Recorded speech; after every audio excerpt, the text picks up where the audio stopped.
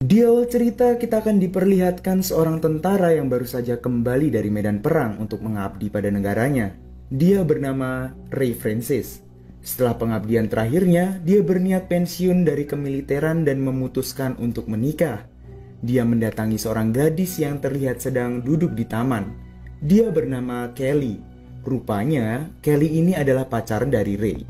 Betapa kagetnya dia melihat Ray yang sudah pulang, di mana harusnya Ray datang seminggu lagi. Belum usai meluapkan kegembiraan, tanpa basa-basi Ray langsung melamar Kelly.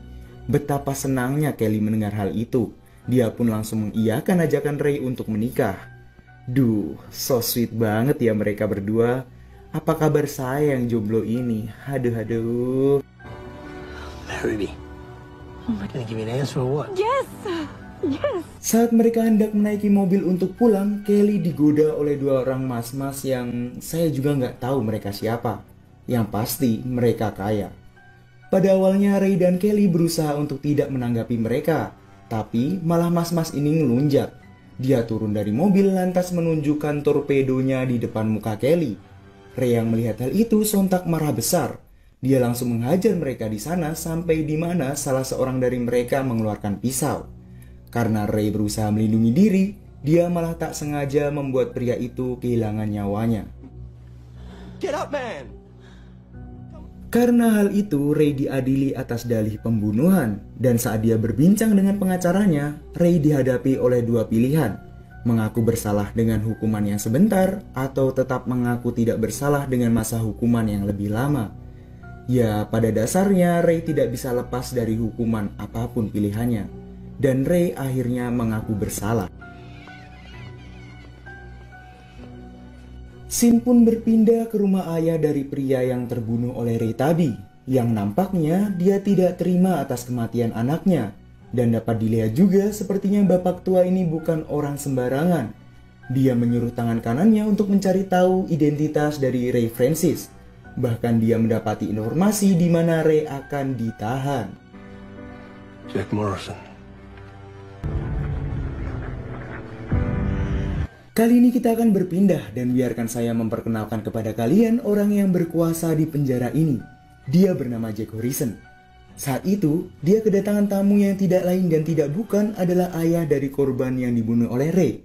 Dan diketahui, nama dari bapak ini ialah Harvey Thompson. Terlihat dia masih merasa sangat terpukul atas meninggalnya sang anak.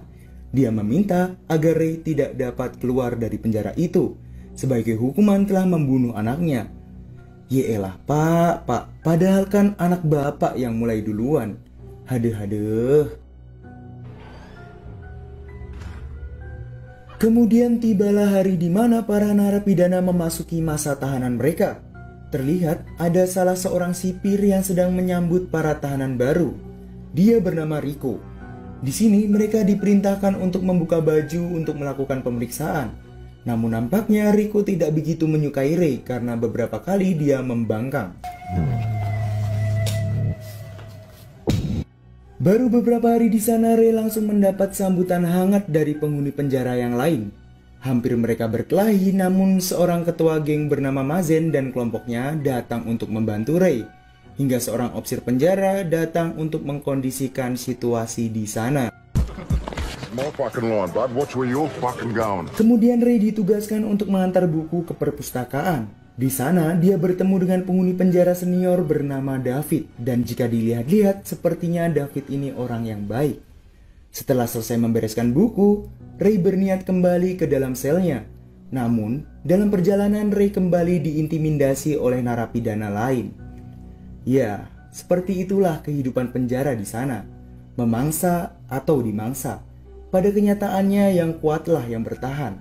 Dan jika kalian bukan orang yang kuat, jangan mencari masalah. Di selnya, Ray yang sedang membaca buku didatangi oleh dua orang sipir, yang salah satunya adalah si tua Rico.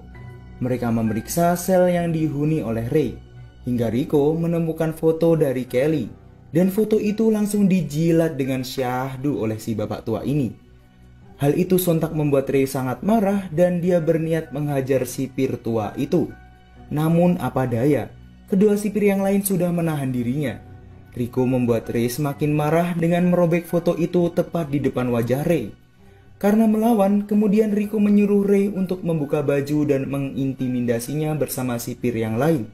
Dan saat dia ingin bertindak lebih jauh, beruntung salah seorang sipir muda di sana menghentikan perbuatannya. I said, look at me. Cerita pun beralih ketika Ray sedang mandi. Dia kembali mendapatkan perlakuan yang kurang mengenakan, di mana ada seorang narapidana tinggi besar yang menyukai junior milik si Ray dan menyuruh Ray jongkok untuk mengasah pedangnya. Dan ya, kalian tahulah apa yang terjadi. Pria aneh itu langsung mendapatkan salam bogem dari Ray. Hari pun berlalu, kembali Ray bertemu dengan David di perpustakaan. Mereka berbincang dan di sini kita tahu kenapa David bisa dipenjara seumur hidup. Itu dikarenakan 15 tahun lalu David melakukan perampokan dan telah menewaskan seorang penjaga dan polisi. Namun adiknya harus tewas dalam aksi itu. Fakta mengejutkan lainnya adalah uang hasil curian itu belum ditemukan hingga sekarang. Dan hanya Davidlah yang mengetahui tempatnya di mana. Di tengah perbincangan antara David dan Ray, Rico datang dan berkata kepada Ray jika dia kedatangan tamu. Dan tamu yang dimaksud tak lain dan tak bukan adalah Kelly. Dari kejauhan Ray memberikan senyuman yang begitu hangat. Namun, baru berbincang sebentar, si tua Rico telah menghentikan kunjungan dan menyuruh Ray untuk kembali. Namun lagi-lagi si pak tua ini memprovokasi Ray dengan berkata jika dia ingin esek-esek mantap dengan pacarnya. Untung saja Ray masih bisa menahan emosinya. Come on, man. Sekarang kita diperlihatkan Ray yang sedang membersihkan kamar mandi. Lagi dan lagi Ray kembali terlibat perkelahian. Dan di setiap Ray sedang terlibat masalah, pasti si tua bangka Rico datang untuk memperkeruh suasana. Tapi kali ini, Jack yang memang membenci Ray dan memiliki tujuan khusus serta urusan pribadi, datang bersama para sipir dan mulai menyiksa Ray. Di sisi lain, kepala sipir di sana merasa ada yang tidak beres karena setiap ada Ray pasti ada keributan dan para bawahannya pasti terlibat di sana. Dia akhirnya memperingati Rico dan salah satu rekannya. Jack yang mendengar hal itu akhirnya berniat menyingkirkan segala sesuatu yang menghalangi rencananya. You come and see me. Yes, boss. Lalu ketika salah seorang napi sedang bersih-bersih, dia menemukan sipir berpangkat 1 yang menentang perbuatan Rico telah tewas. Walaupun di film tidak dijelaskan, tapi saya tahu pasti si tua Rico dan rekannya lah yang telah melakukan pembunuhan itu dan sengaja menjebak seorang narapidana untuk dikambing hitamkan. Oh iya, di sini saya mau sedikit ngejelasin nih. Jadi, di penjara itu ada 2 geng besar, yaitu geng yang dipimpin oleh Mazen dan satu lagi geng yang menjadi lawan mereka, yang kita sebut aja kelompok Freedom. Di sini, Ray sedang berbincang santuy dengan David. Namun, dari kejauhan Mazen and the gang nampak tidak suka dengan sikap Ray akhir-akhir ini. Mereka pun menghampiri Ray dan berkata padanya untuk memikirkan baik-baik kemana dia akan memilih. Don't you look at me, white piece of khara. Cerita pun berpindah ke Ray, David, dan seorang pria yang pernah berkelahi dengan Ray. Di sana, saat sedang membersihkan badan, tiba-tiba anak buah dari Mazen datang dan langsung menusuk pria yang sedang bersama Ray dan David itu. Yang ternyata, pria itu adalah anggota dari geng Freedom. Siangnya, Ray menemui kelompok itu untuk memberikan klarifikasi. Ray persetan apakah mereka mau percaya atau tidak bahwa sebenarnya bukan dialah pelakunya, melainkan kelompok Mazen yang telah membunuh rekannya. Setelah menjelaskan semuanya, Ray langsung meninggalkan tempat itu. Namun jika saya lihat lagi, kelompok Freedom nampaknya sedikit yakin dengan perkataan Ray dan mulai mencurigai Mazen sebagai dalang pembunuhan itu. Sampai tibalah waktunya kunjungan kedua untuk Kelly. Namun di sini dia malah mendapatkan perlakuan tidak wajar dari para sipir. Kelly dipaksa untuk melepaskan seluruh pakaiannya dengan alasan pemeriksaan. Kelly terpaksa melakukan apa yang Rico perintahkan agar bisa bertemu dengan Ray.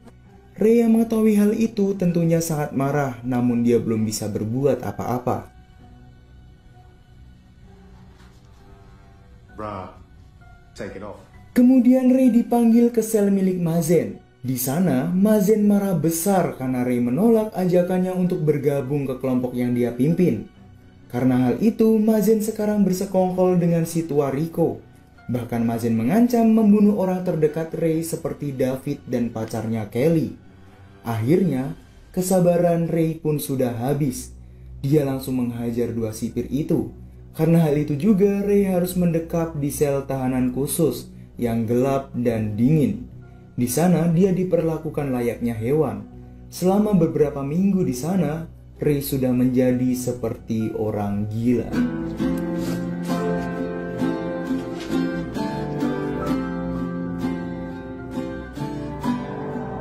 Dan saat Ray sudah pulih, dendam Mazen masih memuncak. Hingga dia menyuruh remaja 18 tahun itu untuk menusuknya. Namun saat itu remaja itu mengurungkan niatnya. Karena tak menuruti perintah dari Mazen, pemuda itu pun akhirnya dihabisi dan harus tewas di tangan Mazen. Mengetahui temannya dibunuh, emosi Ray sudah tak terbendung lagi. Dia langsung mendatangi kelompok Mazen di tengah lapangan. Hingga kegaduhan itu mengundang kedua belah kelompok. Ray mengajak Mazen untuk berduel. Ya pastinya tentara elit kita yang satu ini dengan seluruh kemampuannya memenangkan pertarungan. No, it isn't our fucking fight.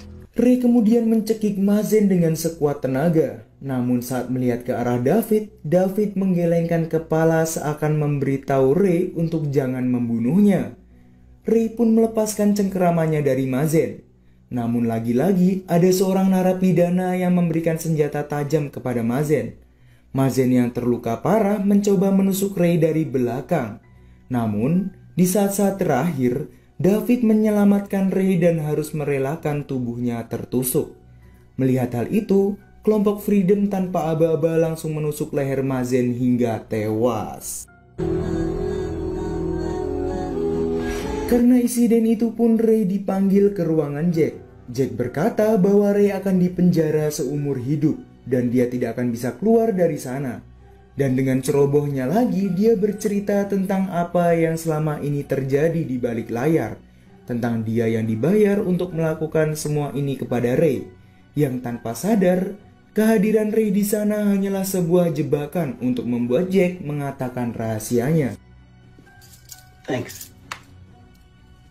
Setelah bebas dari segala tuntutan, Ray menjenguk David yang berada di ruang perawatan. Di sana, David berbisik kepada Ray tentang semua rahasianya.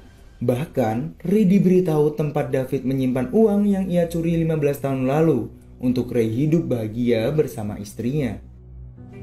Oh, now that is fucking gay. David hanya berpesan untuk memberikan sebagian uang itu untuk anak perempuannya yang sudah lama tak dia temui. Ray pun berpamitan dengan David dan terlihat di luar gerbang penjara sudah ada orang tercinta yang menunggunya. Dan di akhir film kita akan diperlihatkan di mana Jack dan si tua Rico ditahan di penjara yang sama.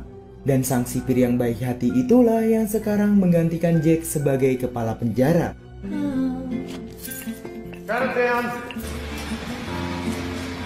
Jadi inti dari film ini mengisahkan tentang seorang tentara elit yang harus menerima hukuman yang seharusnya tidak dia terima. Dan dia pun harus berjuang demi mendapatkan hak-haknya kembali. Gimana kaulah muda dan kaulah tua filmnya? Alangkah baiknya sih kalian menonton filmnya secara langsung agar bisa lebih paham dan juga mengerti. Saya pamit dulu. Salam Parku.